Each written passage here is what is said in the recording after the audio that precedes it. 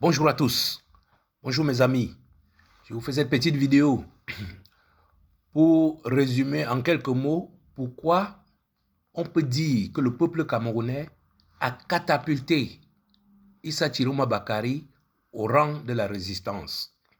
Si vous regardez cette image, vous voyez très bien que Issa Chiroma fait son entrée sur le trombinoscope de la résistance camerounaise. Pourquoi pouvons-nous dire cela? Nous pouvons le dire parce qu'il y a encore quelques semaines ou quelques mois, personne n'avait imaginé que les Camerounais pouvaient porter tous leurs espoirs sur les épaules d'un homme. Et que cet homme qui est sorti tel, comment le disait le colonel Traoré, comme tel un albinos blanc, a accepté au prix de sa vie de porter cet espoir, cette espérance du peuple camerounais. Mes chers amis, je vous fais un résumé très rapide. Dans les années 1900, Douala Mangabel va commencer à revendiquer les terres camerounaises. Il sera tué en 1914.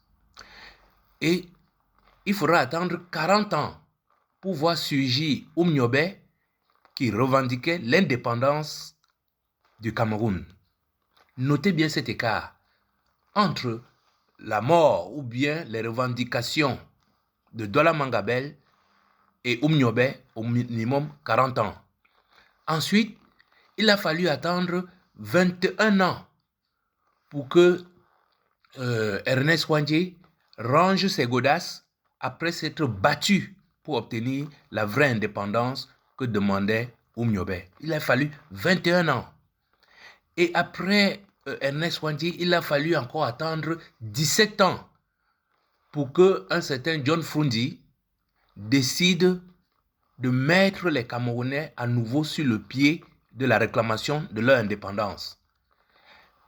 Toujours sans succès, il a fallu attendre quelque chose comme 16 ans pour que le peuple camerounais prenne les choses en main. C'était en 2008. Les Camerounais sont descendus dans la rue pour dire à Paul Biya, nous ne voulons pas de mandat illimité. Donc, entre Frundi et ce fameux 2008, il a fallu attendre 16 ans. Il a fallu également encore attendre 16 ans, de 2008 à 2018, pour qu'un professeur, le président Maurice Kamto, amène les Camerounais à nouveau sur le chemin de leur liberté et de leur indépendance. Et de 2018, et notez très bien, c'est 16 ans entre Frundi et entre 2008 et Maurice Kamto. 16 ans. Et notez maintenant que aujourd'hui, l'arrivée de Issa Chiroma Bakary est vraiment un grand coup du sort. Parce qu'avec l'élimination du président Maurice Kamto, tous les Camerounais avaient déjà les yeux rivés sur 2032, puisqu'on ne voyait plus comment sortir de ce craquenard dans lequel nous a plongé le régime RDPC. Eh bien, les Camerounais, comme en 2008, ont repris les taureaux par les cornes et ont mandaté de façon fracassante, je dis le monde entier sait que le président Issa Chiroma Bakary est l'élu du peuple. Et tous les jours, tous les événements qui se passent dans notre pays nous le montrent. Le président Issa Chiroma a appelé les Camerounais à descendre dans la rue, ils sont descendus. Et quand on a remis les résultats, il n'a même pas appelé à descendre dans les résultats. Quand on a proclamé Paul Biya vainqueur, le président Chiroma n'a fait aucune déclaration. C'est tous les Camerounais qui sont descendus dans la rue pour dire « Nous ne voulons plus de ce pain-là ». Et là, nous sommes dans les villes mortes. Le président Chiroma a appelé aux villes mortes. Et les villes mortes sont suivies partout. Malgré toute la batterie de désinformation, de brimade, je ne sais pas comment on peut dire ça, mais nous sommes dans les villes mortes. Et nous ne sommes qu'à peut-être un deuxième ou un troisième étage d'une très longue fusée.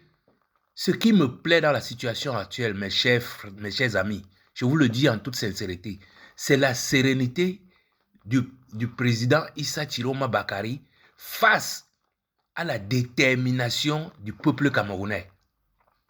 Il est en toute confiance parce que c'est les 30 millions de Camerounais qui le portent. C'est pour ça que je dis que les Camerounais ont propulsé, ils l'ont catapulté parce qu'en très peu de temps, le président Chiroma entre dans ce cercle très fermé du trombinoscope de la résistance camerounaise. Voilà mes amis, je ne vais pas aller plus loin. Je souhaitais vraiment faire ce point pour que chacun mesure à quel niveau nous nous trouvons. Regardez bien cet écart, comment il a été comprimé. De 40 ans à 7 ans. Ça veut dire très bien que, comme on dit souvent, ça a cuit. Ce fruit de l'indépendance est bien mûr. Nous allons le cueillir cette fois-ci. Merci de m'avoir écouté et à bientôt.